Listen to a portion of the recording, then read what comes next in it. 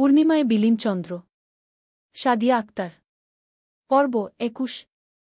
দ্বিতীয় পরিচ্ছেদ। মানুষ বলে চোখের পলকে দিন যায়।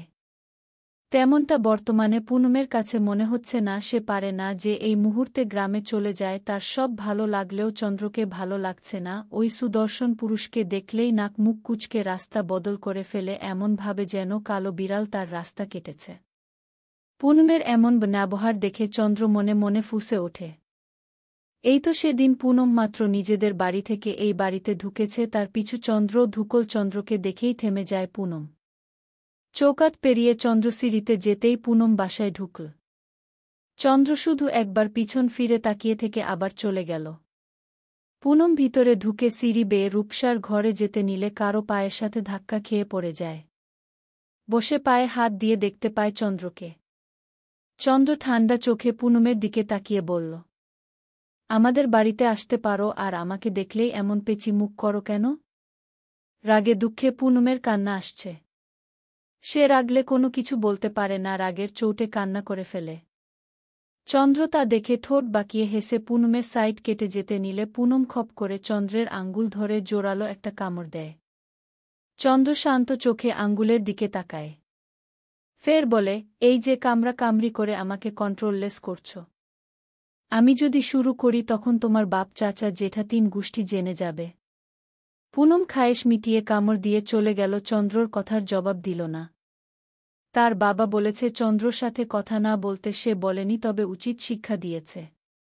চন্দ্র পুনমের যাওয়ার দিকে তাকিয়ে কামড় দেয়া আঙ্গুলখানা দেখে মুচকি হেসে গভীর চুমু খায়। আঙ্গুলের দিকে তাকিয়ে বলে, তুই লাকিরে, আমার জোহরার সর্বপ্রথম ছোঁয়া তুই পেলি। ফের বিড়বিড় করে বল, বেটা চন্দ্র, আজ রাতে আবার বিচারে বসার প্রস্তুতি নিয়ে নে। চন্দ্রের মনোভাব সত্যি করে এবার ৪ জন চন্দ্রকে নিয়ে বিচারে বসে। তবে এবার চন্দ্রের পক্ষে থাকে মিরাজ সাহেব। তবে বিচারের মাঝে এবারও কামরুল সাহেব চন্দ্রের গালে গাদাম গাদাম ২টা দিতেই চন্দ্র বল, আব্বু, আজকের বিচারে একটা চড়ও বেশি পড়ে গেল না? চোরের ডোজটা ধীরে ধীরে বাড়াও। এভাবে চলতে থাকলে তো আমার গালটা সরকারি খাল হয়ে যাবে। মিরাজ সাহেব উচ্চস্বরে হেসে দিল। আজ হতবাক ৩ জন ১ মিনিট নীরবতা শোক পালন করে দীর্ঘশ্বাস ফেলে যে যার মতো চলে গেল। চন্দ্র সেখানে বসে রইল। ৪ জন বুঝেছে এই ছেলেকে কিছু বলে লাভ নেই, এ শুধরাবার না। তাই আপাতত পুনমকে দূরে রাখার চিন্তা করল। তবে এখন না, রূপসার বিয়েটা মিটে গেলেই পুনমের HSC পরীক্ষা, তার পরে যা ব্যবস্থা তারা নিবে। তবে কামরুল সাহেব যতই হম্বিতম্বি করুক, দিন শেষে তিনিও বাবা, সেও চায় তার সন্তানটা ভালো থাকুক। এই পচা পাক রাজনীতি থেকে দূরে সরে আসুক। তবে তিনি জানেন চন্দ্রকে, তার জেদকে। চন্দ্রের চোখে সে অদম্য চাওয়া দেখেছে পুনমের জন্য, যা সে চাইলেও উপেক্ষা করতে পারে না।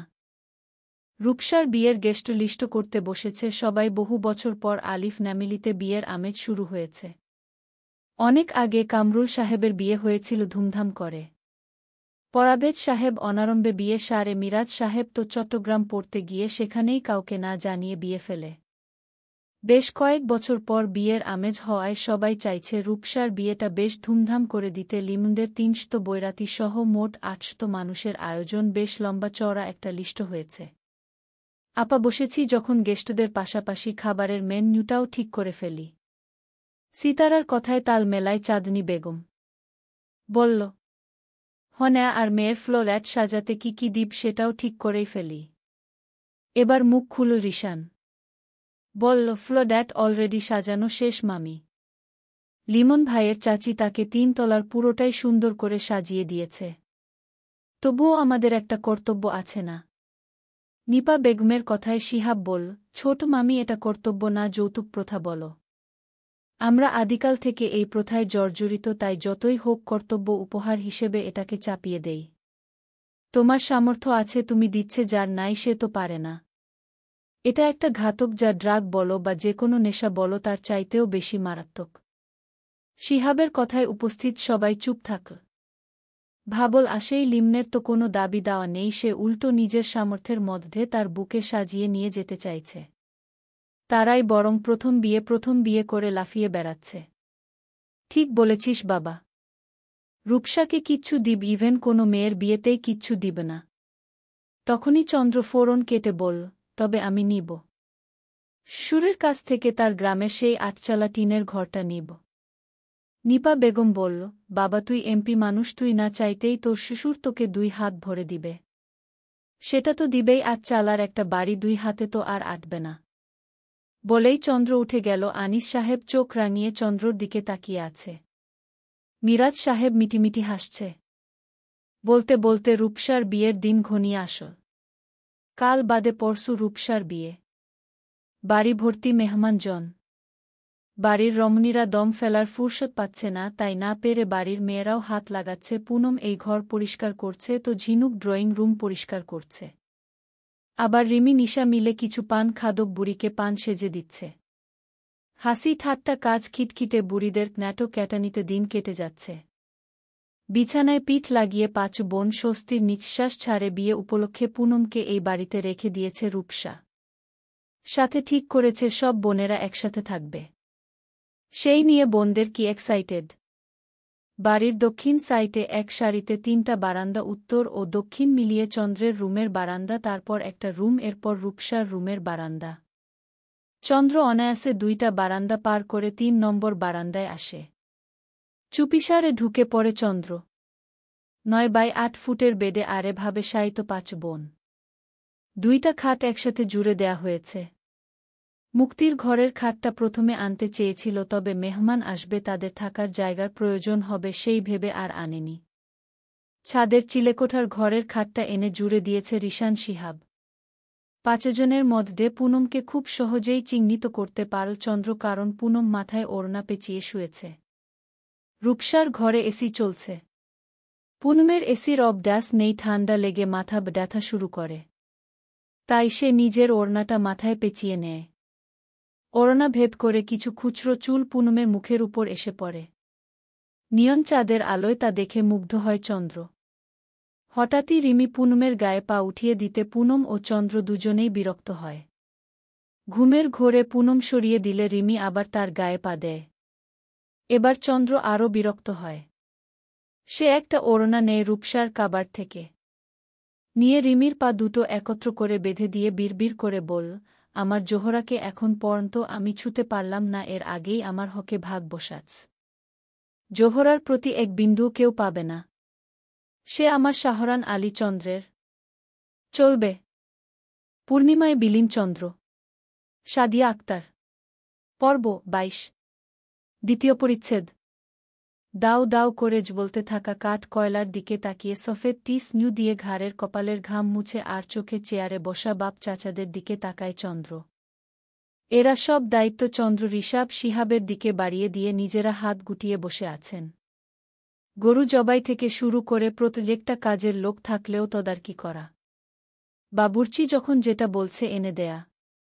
আরেক দিকে হলুদের ডেকোরেশন হচ্ছে, সেদিকে খেয়াল করা। সব মিলিয়ে তাদের শ্বাস নেয়ার ফুরসত নেই। ঋষান নাক মুখ কুচকে চন্দ্রের পাশে বসল। ওই রাব্বি একটা ঠান্ডা দিয়ে যা।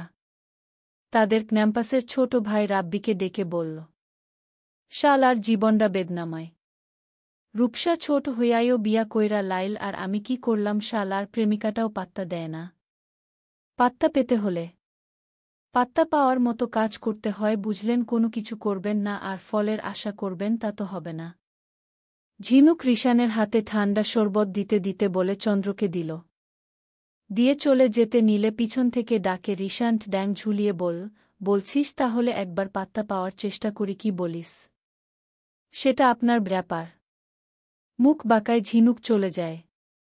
ঝিনুকের যাওয়ার দিকে তাকিয়ে ঋষান বল, এরা এত ঝাঁঝওয়ালা কেন? এই বংশের প্রত্যেকে এক একটা ঝাল মরিচ।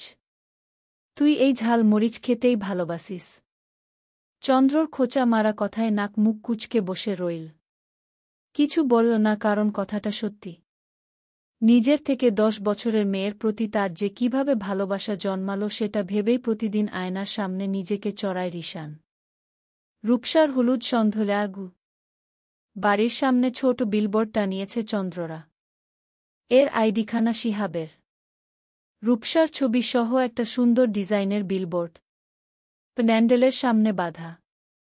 বাড়ির পিছনে খোলা জমিতে প্যান্ডেল করে সেখানেই সকল আয়োজন করেছে তারা। যদিও চন্দ্র বলেছে কমিউনিটি সেন্টার থেকে করতে, তবে কামরুল সাহেব ও পারভেজ সাহেব চেয়েছে বাড়ির প্রথম বিয়েটা বাড়ি থেকেই হোক। তাই আর কেউ না করেনি। সন্ধ্যা 7:30 ছেলে পক্ষ থেকে রূপসাকে হলুদ লাগাতে এসেছে। তাদের সাথেই মেয়ে পক্ষরা যাবে। কাল বিয়ে। বাড়ির সকল মেয়েরা শাড়ি পরেছে, অফ হোয়াইট শাড়ি। কনে পরেছে লাল পাড়ে সাদা শাড়ি। তবে অনেক বলে কয়েও পুনমকে শাড়ি পরাতে পারেনি কেউ, তাই রূপসা যখন সাজিয়ে দিতে চাইল সেটাতেও মানা করে দিল। হাতের কনসিলারটা ঠাস করে রেখে চলে যেতে নিলে আটকায় পুনম। হালকা সাজাও আপু, তবে হিজাব না পরলেও মাথায় কাপড় থাকবে, না হলে আমার অস্বস্তি লাগবে প্লিজ। পুনমের অনুনয়ে কাজে দিয়েছে। রূপসা এইটুকুতেই রাজি হয়েছে, তাই ঢের। সবাই আস্তে ধীরে টের পেল মেয়েটা লক্ষ্মী হলেও কিছু কিছু বিষয়ে ঘাড় তো দেড়া। সকলের সাজ শেষ, কনের সাজ ও শেষ, এবার রূপসাকে স্টেজে নেয়ার জন্য আসে সবাই। মাথার উপর বড় দোপাট্টা টানিয়ে নিচে রূপসা হেঁটে চলেছে। তার পাশে তার সকল ভাই বোনের ওড়না ধরে আছে। বক্সে উচ্চ স্বরে গান বেজে চলেছে। তার তালে তালে ঝিনুক রিমি নেচে চলেছে। রিমি বেচারি একটু জোরে পা নাড়াতে গেলেই ব্যথায় টনটন করে উঠে। আজ সারাদিন সে তার পা বাধাকারীকে খুঁজেছে, তবে পায়নি। রূপসাকে স্টেজে বসায়। প্রথমে পারভেজ সাহেব ও সিতারা খানম একসাথে হলুদ দিল রূপসাকে। তারপর কামরুল সাহেব ও চাঁদনী বেগম, তারপর মিরাজ সাহেব, নিপা বেগম, সবশেষে আনিস সাহেব ও রেশমা বেগম হলুদ ছোঁয়ালে। ছেলেপক্ষের লোকেরা রূপসাকে হলুদ দেয়। হলুদ দেওয়ার সাথে সাথে ছবি তোলা শুরু করেছে এক একজন। মুক্তি সকল বোনদের নিয়ে স্টেজে উঠে প্রথমে বিভিন্ন ডাঙ্গেলে ছবি তুলে তারপর হলুদ মাখায়। মুক্তি রূপসার মুখে হলুদ দিয়ে ভরতে চেয়েছিল, তবে রূপসা চোখ রাঙানিতে পারেনি। কিন্তু রায়জ্ঞান পরশ পূর্বের কাছে চোখ রাঙ্গানি টিকেনি। তারা নিজের ইচ্ছামতো হলুদ লাগিয়ে তবেই ক্ষান্ত হয়েছে। এর মধ্যে রূপসা কয়েকবার চিল্লানি মারলেও কেউ এগিয়ে আসেনি। রূপসাকে হলুদ দিয়ে টিয়ে এবার সবাই যাবে ছেলেদের বাড়ি। পারভেজ সাহেব গাড়ি ঠিক করে দিয়েছে। রিমি, ঝিনুক, পুনম একসাথে বসলে। দেখে ড্রাইভিং সিটে চন্দ্র, তার পাশে রিলান। শিহাব অন্য গাড়িতে বাকিদের নিয়ে যাবে। চন্দ্রকে দেখে পুনমের যাওয়ার ইচ্ছায় মরে গেল। সে ঝিনুককে বলল, তোরা যা, আমি যাব না, ভালো লাগছে না। এখন যাবে না কেন? তোমার জন্য সকল কাজকর্ম ছেড়ে ড্রাইভারের কাজ করতে হচ্ছে। কাউকে কিছু বলতে না দিয়ে চন্দ্র খেকিয়ে বলল। সে তো অন্য কাজে ব্যস্ত ছিল, তবে তার জোহরাকে চোখের আড়াল করেনি। বড় বড় চোখে গা কাজল, মাথায় ঘোমটা দেয়া, হালকা সাজ, সব মিলিয়ে চন্দ্রকে পাগল বানানোর রূপ নিয়ে এসেছে। বাড়ির অনুষ্ঠানে কাউকে আশেপাশে ঘেঁষতে দেয়নি। কিন্তু যখন শুনেছে এই মেয়ে লিমনদের বাড়িতে যাবে, তখন সকল কাজ বাদ দিয়ে জোহরাকে পাহারা দেওয়ার জন্য ওই বাড়িতে যাওয়ার জন্য রেডি হয়। চন্দ্রের কথা শুনে আশ্চর্যের শেষ পর্যায়ে পুনম, এই লোক তার জন্য সকল কাজ ফেলে যাচ্ছে, এও বিশ্বাস করতে হবে তার। মুখ বাঁকিয়ে বলল, আপনি যাচ্ছেন দেখেই যাচ্ছি না। আপনি না গেলেই যেতাম। দাঁতে দাঁত চেপে গেট খুলে বের হয় চন্দ্র। ধাক্কা মেরে গাড়িতে ঢুকায় পুনমকে, দরজা লক করে শাসায়। একটা কথা বললে ওই চিরল দাঁত ভেঙে দিব। তখন কথা বলতে গেলে সব কথা মারির ফাঁকে বের হয়ে যাবে। পুনম কিছু বলতে গিয়েও বলল না। রিশান কিছু না বলে চুপচাপ গেম খেলায় ব্যস্ত। ঠিক তখনই চিল্লিয়ে বলে উঠল, আরে মার মার। রিশান ভাইনি। 3 রমণীর চিৎকারে রিশান চন্দ্রের কান বন্ধ হওয়ার জোগাড়। সে থতমত খেয়ে জিজ্ঞাসা করল, কি হয়েছে? তুমি আমাকে মারতে বললে? দুঃখী কণ্ঠ পুনমের। বোকা হাসি হাসল রিশান। বলল, বয়না, আমি তোরে মারতে বলি নাই, গেম খেলতেছিলাম, এনিমি মারতে বললাম। ঝিনুক পুনমের কানে কানে বল, কেসটা কি রে? কিসের? তোর আর চন্দ্র ভাইয়ের। চন্দ্র ভাই সকল কাজে রেখে আমাদের নিয়ে লিমন ভাইয়ের বাড়িতে যাচ্ছে। কেসটা জন্ডিস। তবে সেটা তোর ওই খাটাস চন্দ্র ভাইয়ের মাথায় হয়েছে, আমার না। এখন চুপ থাক। ঝিনুক কিছু বলল না। রিমির দিকে তাকাল। তাকে কিছু ভাবতে দেখে জিজ্ঞাসা করল, কি ভাবছিস? আমার পা বাঁধলকে আর বেঁধেছিস আস্তে বাঁধ। না, এত জোরে বেঁধেছে, এখনও ব্যথায় টনটন করছে। দেখিস বিয়ের দিন ব্যাটার বউ পালিয়ে যাবে।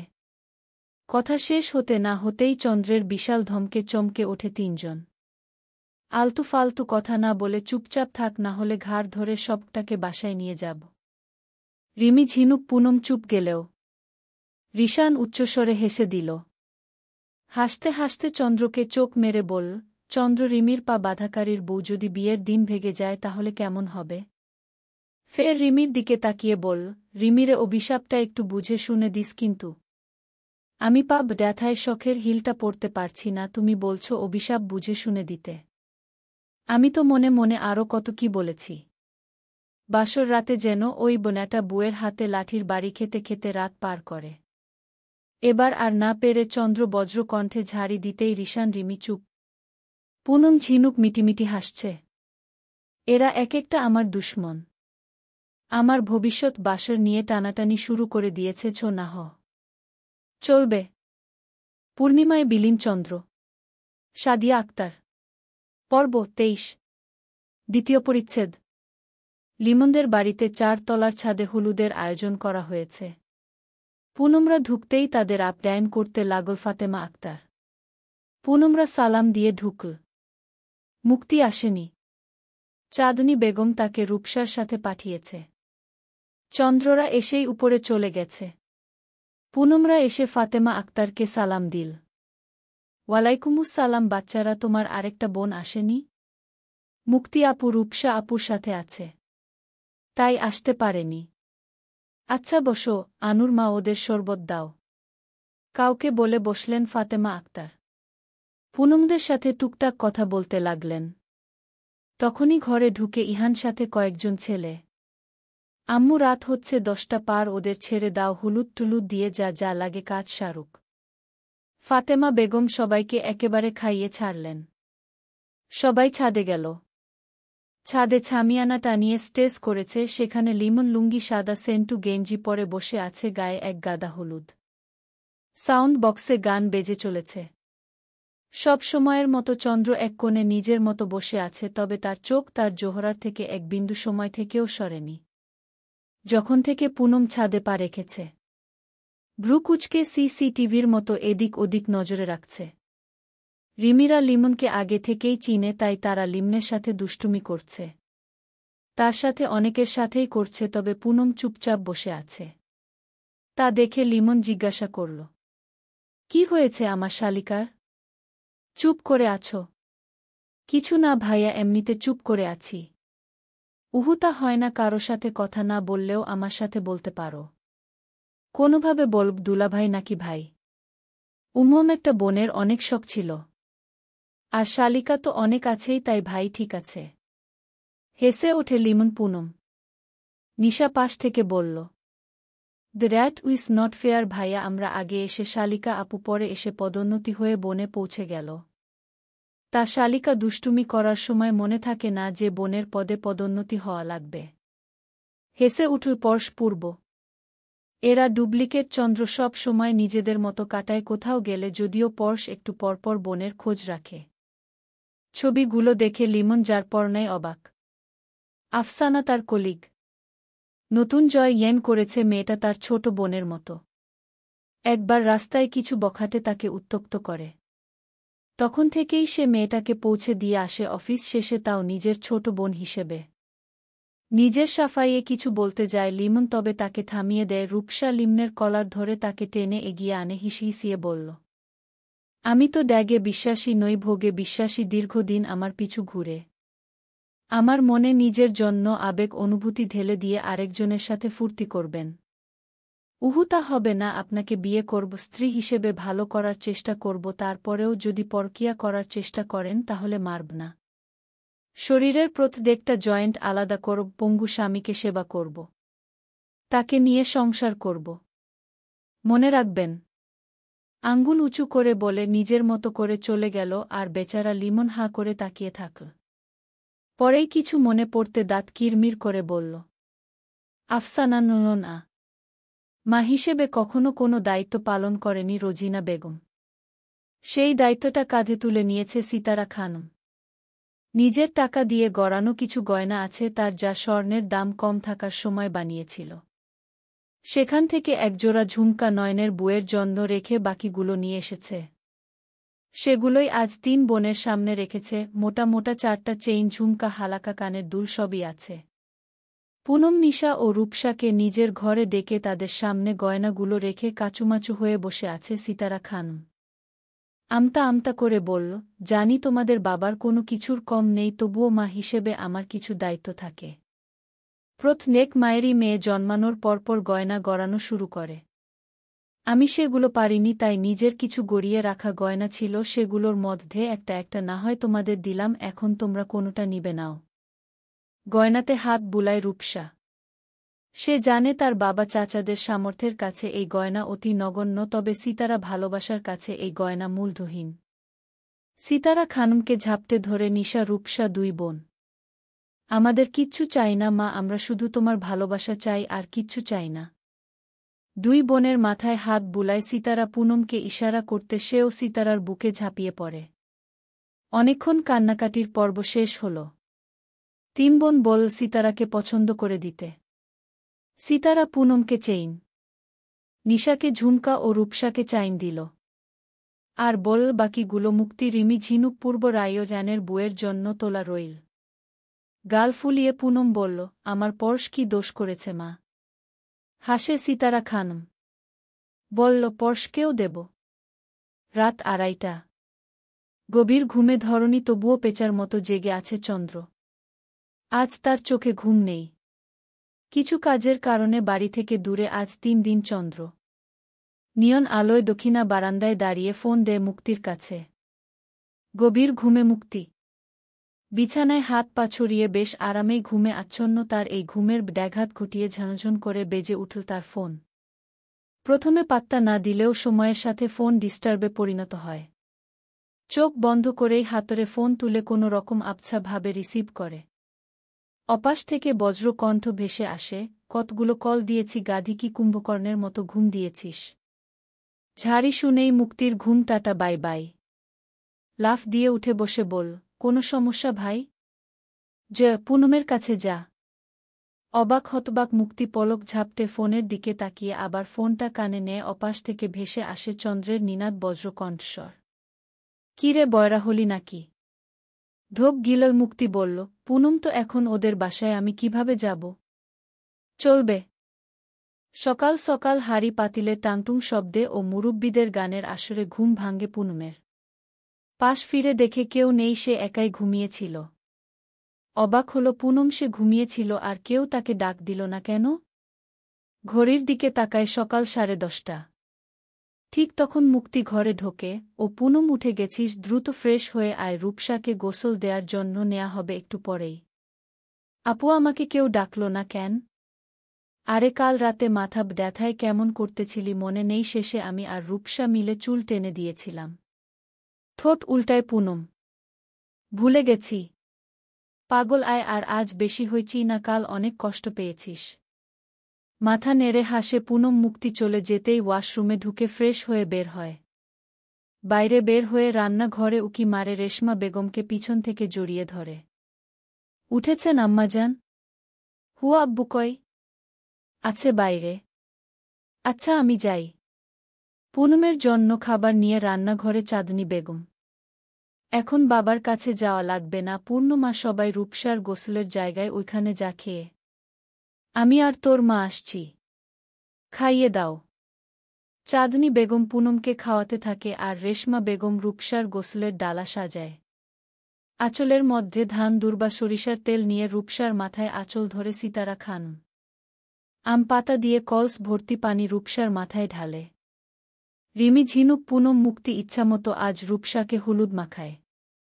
হলুদ মাখাতে মাখাতে হঠাৎই একটা পানি ভরা বেলুন পুনমের গায়ে বাড়ি খায়। অবাক হয় পুনম, জামার দিকে তাকিয়ে দেখে এটা রঙের পানি। রায়ে ঢানয়নন বলেই এক খাবলা হলুদ নিয়ে ওর পিছনে দৌড় দেয়। এবার পরপর নিশা, রিমি, ঝিনুক, মুক্তির উপর এসে পড়ে। ঝিনুককে মেরেছে রিশান। লেগে যায় রং আর হলুদ খেলার যুদ্ধ। বাড়ির সকলে হাসতে হাসতে শেষ। ওদের সাথে দাদি, নানি টাইপ মুরব্বিরাও এসে যোগ দেয়। রিশানকে লাল রঙের পানিতে চুবিয়ে ছাড়ে। তা দেখে শিহাব হাসতে হাসতে শেষ। শিহাবের হাসি দেখে গাছ বলে গেল রিশানের ও গিয়ে আরেক বালতিতে কাদা ভরে তা পানি দিয়ে গুলে শিহাবের মাথার উপর দিয়ে ফেলে। শিহাব হা হয়ে তাকিয়ে আছে। আর সবাই হা হা করে হেসে ওঠে। লেগে যায় আরেক দফা যুদ্ধ। তাদের এই রণ ভঙ্গ করে চন্দ্রর দাবরানিতে। সে এসে একটা গর্জন দিতেই সকলে থতমত খেয়ে বাড়িতে দৌড় দিল। দৌড়াতে দৌড়াতে পুনম পিছন ফিরে চন্দ্রের দিকে তাকিয়ে বিড়বিড় করে বলল, খাটাস একটা। চলবে। পূর্ণিমায় বিলীন চন্দ্র। সাদিয়া আক্তার। পর্ব ২৪। দ্বিতীয় পরিচ্ছেদ। বিয়ে হবে আর বিয়ে বাড়িতে কোনো পিচ্চি থাকবে না তা কি করে হয়ে? শিলার হাজবেন্ড রমিজ উদ্দিনের বোনের মেয়ের একটা বিচ্ছু মেয়ে আছে। সে গান খুব পছন্দ করে। আর যাকে তাকে ধরে গান শোনানো শুরু করে। পুনম টেবিলে বসে তাকে ডালিম খেতে দেখে অদ্ভুত হাসে। আমু সোনা। আমায়া পুনমের দিকে তাকায়। পুনম এদিক ওদিক তাকিয়ে তাকে হাতের ইশারায় ডাকে। মেয়েটা আসে ভ্রু কুঁচকে বল, গান শুনবে? মাথা নাড়ে পুনম বলল, তবে একটা শর্ত আছে। তি? আসো। পুনম আমায়াকে নিয়ে গরু যেখানে রাখা ছিল সেখানে যায় বল একটা পলিব ড্যাগ নিয়ে আসতে পারবে। গান শুনানোর আশায় মেয়েটি দৌড়ে ড্যাগ আনে। পুনম পলিতে হাত ঢুকিয়ে ওড়নায় নাক চেপে এক খাবলা গোবর উঠায়। পিছন দিক দিয়ে আশেপাশে তাকাতে তাকাতে বাড়ির ছাদে উঠে ছাদে কেউ নেই, মেয়েরা ও ভাবিরা গেছে রূপসার কাছে। আর মহিলারা জামাই বরণের ব্যবস্থা করতে গিয়েছে, জুম্মাবাদ বিয়ে হবে। পুনম আমায়ার কানে কানে কিছু বলল। আমায়া মাথা নেড়ে চলে গেল। রান্নার তদারকি দেখছিল চন্দ্র। হঠাৎই তার শার্টে টান খায়। চন্দ্র নিচে তাকায়। ভ্রুকুচকে শান্ত গম্ভীর স্বরে বলল, আমার সাথে আছো? কেন?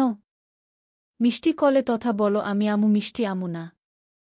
ফের কোমরে হাত দিয়ে নাটকীয় ভঙ্গিতে চন্দ্রকে নকল করে বল, তেন এভাবে বলে না। চন্দ্র হতাশার শ্বাস ছাড়ে, এমনিতে তার মেজাজ খিচে আছে, আবার এই পিচ্চি তবে এর মায়া মায়া মুখের দিকে তাকিয়ে কিছু বলতেও ইচ্ছে করছে না। চন্দ্র শার্টের কোনা ধরে টানে মেয়েটি। উইথানে লোদ আমু তালো হয়ে দাবনা। বলেই বাড়ির ছায়ে দাঁড়ায়। আমায়া ফের বলল, একটা গান শুনবা? না, এখন গান শুনব না। চপ শুনতে হবে, ছুনো তারকো মোহব্বত। আম্বার ছে ফুলো কো মোহব্বত ছাবনাম ছে। যেছে দিল কো মোহব্বত দিলবার ছে। হামে এছি মোহব্বত হে তুমছে। গান শেষ হতে না হতেই গোবর মিশানো পানি ঝপাত করে চন্দ্রর মাথার উপরে পড়ল। চন্দ্র হতবাক, হতভম্ব। উপরের দিকে একবার তাকিয়ে কাউকে না দেখতে পেয়ে জোরে বজ্রকণ্ঠে গর্জন মেরে বলল, অডাই কে করেছিস এই কাজ? অডাই সামনে আয়। চন্দ্রের গর্জনে তর্জনে আমায়াত ভোদৌড়। আর বাড়ির সকলে বাহির।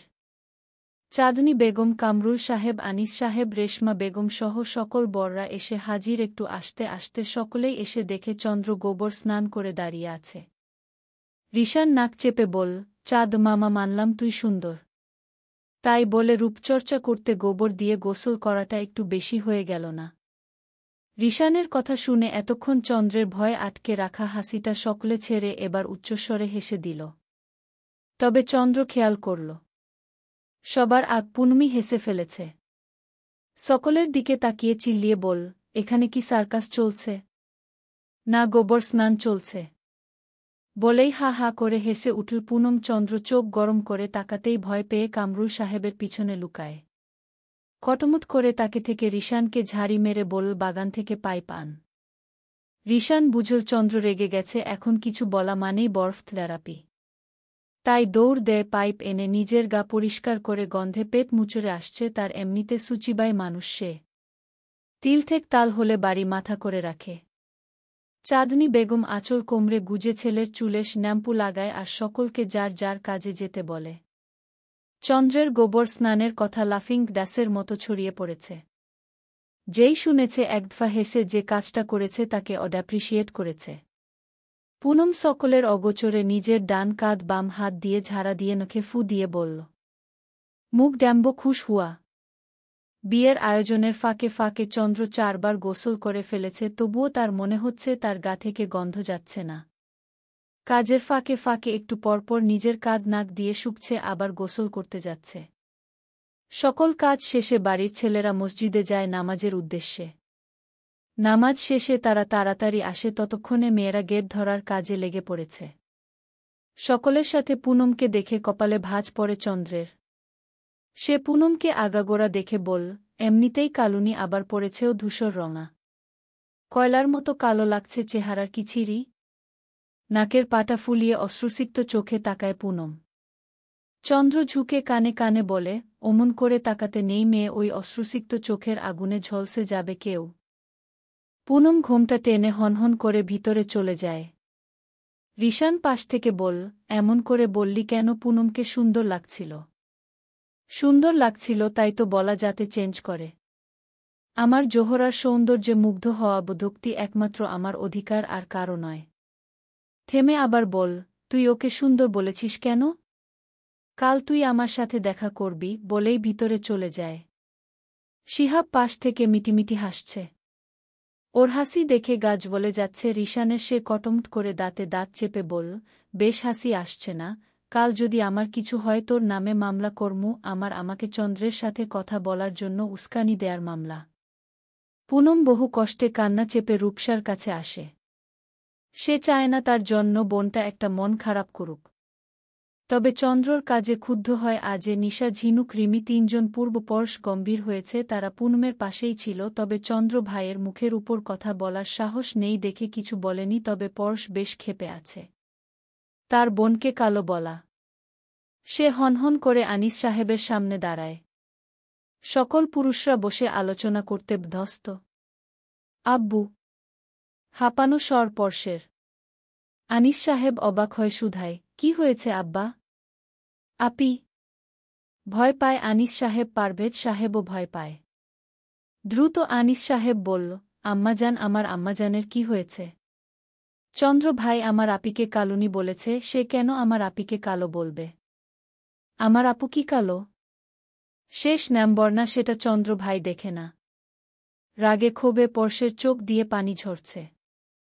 তখনই আসে পূর্ব গম্ভীর স্বরে পারভেজ সাহেবকে বল, বাবা, চন্দ্র ভাইকে বলবা আমার মেজপুর সাথে কোনো কথা না বলতে। সে যেন আমার মেজপুর আশেপাশে না যায়। নিজেদের বক্তব্য শেষ করে দুইজন চলে গেল পুনমকে খুঁজতে। তবে যাওয়ার আগে দুই ভাই দোকান থেকে আইসক্রিম কিনে এনেছে। তখনই শোনা গেল বর এসেছে, বর এসেছে। সেদিকে সকলে দৌড়ে গেল। সেদিকে পাত্তা না দিয়ে পূর্ব পরশ গেল রূপসার ঘরে। দেখল পুনম রূপসা বসে আছে। একটা আইসক্রিম রূপসাকে দিয়ে আরেকটা আইসক্রিম পুনমকে দিল। পরশ বলল, আপু, আম্মুকে বলে বাসায় চলো। অবাক হয় রূপসা। পুনম বুঝে ভাই কেন রেগে আছে। রূপসা অবাক স্বরে বল, কেন ভাই? পূর্ণ যাবে কেন? হডা এখনই যাবে। পরশ তো ডারামি করতে নিলে পুনম থামায় ইশারায় বলে, রূপসা আপু কষ্ট পাবে। নিজেকে দমায় পরশ। বয়সে ছোট হলেও সে পুনমকে বড় ভাইয়ের মতো আগলে রাখে। গ্রামে কেউ পুনমের নামে টু শব্দ করতে পারত না পরশের জন্য। চলবে। পূর্ণিমায় বিলীন চন্দ্র। সাদিয়া আক্তার। পর্ব ২৫। দ্বিতীয় পরিচ্ছেদ। বিয়ের সবচেয়ে সেন্সিটিভ পার্ট হচ্ছে কবুলের সময়। যদিও কাবিনের সময় একদফা ঝগড়া হয়েছে। লিমনের মামারা কাবিন ৭ লাখ টাকার বেশি দিবে না, আর পারভেজ সাহেবরা ১০ লাখ টাকার কমে কাবিন করবে না, এই নিয়ে একদফা ঝগড়াঝাঁটি হয়েছে। শেষে চন্দ্র এসে লিমনকে জিজ্ঞাসা করে, লিমন ভাই, তুমি রূপসাকে নগদে কত লাখ টাকা কাবিন স্বরূপ দিতে পারবে? লিমন কিছুক্ষণ ভাবল। বলল, ৫ লাখ। কাবিনের টাকা বিয়ের পরপরই পরিশোধ করার নিয়ম আছে, তাই সে যত দিতে পারবে ততই দিবে, আর কেউ কিছু বলবে। আর দ্বিতীয় কথা, কাবিন যদি সংসার রক্ষা করতে পারত তাহলে ভাঙন নামক শব্দ থাকত না। চন্দ্রের কথায় নিশ্চুপ সমাগম। কাজী বল, বিয়ে শুরু করব? শুরু করেন।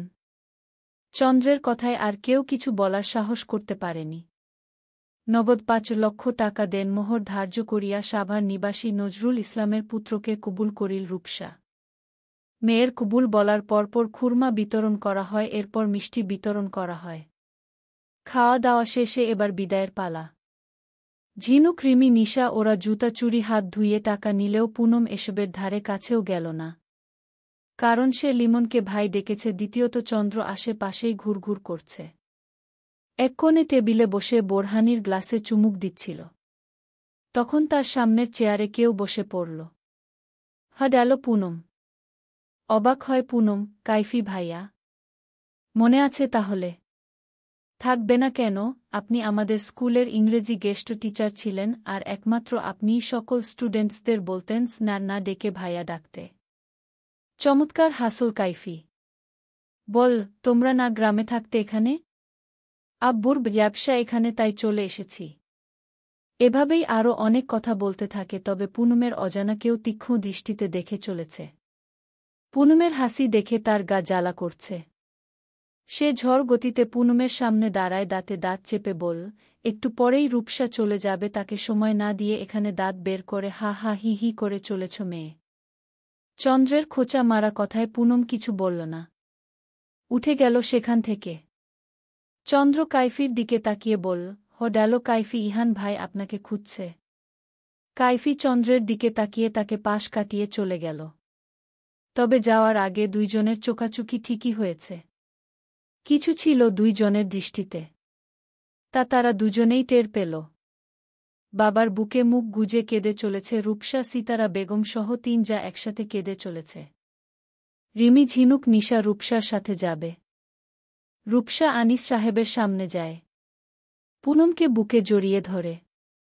পুনম ফিকরে কেঁদে ওঠে। আনিস সাহেবকে রূপসা বল, মামু ওকে নিয়ে যাই আমার সাথে, কাল তোমরা নিয়ে এসো। আনিস সাহেব কিছু বলার আগেই চন্দ্র বলল, ওর যাওয়া লাগবে না। রিমি, ঝিনুক, নিশা যাচ্ছে, এতজন যাওয়া ঠিক হবে না তো, আবার আসছিস তখনই দেখে নিস। রূপসা চন্দ্রকে বলল, আমার সাথে যাক ভাইয়া, ওরে আমার সাথে সাথে রাখব। রূপসার কথা শুনে লিমনের মুখে অমাবস্যা নামল। আনিস সাহেব বল, না রে মা, জানিস না ও কেমন, এই যে সারাদিন হইচই করেছে, রাতে মাথা ব্যথায় কষ্ট পাবে, আজ থাক, কাল যাবে নে আমাদের সাথে। তার সাথে পারভেজ সাহেব বললে, মানে? রূপসা আশেপাশে তাকিয়ে মুক্তিকে খোঁজে। কোথা থেকে শিহাব মুক্তিকে ধরে আনে। মুক্তিকে জড়িয়ে ধরে কেঁদে দেয়। দুইজন দুইজনের সুখ দুঃখের সঙ্গী ছিল। কণ্ঠা বিদায় হতেই কিছু কিছু মেহমান বিদায় নিল। যারা রয়েছে তারা বাড়িতে থাকল, পুনমদের বাসা খালি হল। চারজন মিলে রান্নাঘরে যারা রাতে থাকবে তাদের জন্য খাবার রান্না করছে। আনিস সাহেব সহ তিন ভাই পারভেজ সাহেবের ঘরে আছে। বাড়িতে পুনমের সমবয়সী কেউ না থাকায় সে আমায়ার সাথে খেলতে থাকে। তখনই একজন বুড়ি তাকে ডাকে, ওই মাইয়া, ওই মাইয়া, ওই কালা মাইয়া। পুনম এমন সম্বোধন শুনে তাকায় তার দিকে। রমিজ সাহেবের আম্মা, তার ফুপির শাশুড়ি, তাই তার ডাক উপেক্ষা করতে যেও পারে না। ধীর পায়ে তার সামনে দাঁড়ায়। জি কিছু বলবেন? হুকমু দেখাই তো ডাকিছি। দেখি মাইয়া, এক খিলি পান বানাইয়া দাও তো। পুনম একবার মহিলাটির দিকে তাকায় তো একবার পানের বাটার দিকে তাকায়। তারপর বসে পান বানাতে শুরু করে, জর্দা সুপারি দিয়ে শেষে চুন দিতেই খ্ন্যাক ড্যাক করে উঠল বুড়ি। আয় হায়, এই মাইয়া দেখি অলক্ষী, এর দিয়া সংসারে আয় উন্নতি সম্ভব হইব না। রমিজ সাহেবের মায়ের চিৎকারে সবাই এসে হাজির, তারা ভয় পেয়েছে। তবে শিলা এসে পুনমের হাতে পানের বাটা দেখে বুঝতে পারে সব। রমিজ সাহেবের দিকে চোখ রাঙিয়ে ফের পুনমের হাতের বাটা নিয়ে পুনমের গালে হাত বুলিয়ে বলল, তুমি যাও আম্মা, আমি বলছি। ভয়ে পুনম মাথা নেড়ে সেখান থেকে প্রস্থান নেয়। পুনমকে যেতে দেখে খেকিয়ে ওঠে বুড়ি বলল, ওরে যাইতে দিলাক না বউ, ওরে আইজ আমি পান বানানো শিখামু। এমনে চললে কেমনে স্বামীর সংসার করব, এগুলা তো অলক্ষীর লক্ষণ। গম্ভীর হয় শিলা আদুরে। ভাইঝির বিরুদ্ধে এমন কথা সে শুনতে নারাজ। গম্ভীর স্বরে বল, ওর চিন্তা আপনার করা লাগবে না আম্মা, সেটা ওর মা বাবাই করুক। আর আল্লাহর রহমতে তার অশেষ দয়ায় ওর বাবা চাচাদের যা আছে ইনশাল্লাহ শেষ হবে না। যদি সংসার করতে না পারে তাহলে ঘর জামাই রাখব। তবে একটা জিনিস খেয়াল করব, ওর শ্বশুর বাড়িতে যেন আপনার মতো কোনো মহিলা না থাকে, তাহলে লক্ষ্মী আর অলক্ষিক ডারাকলে ওর জীবনটাও ধ্বংস হবে।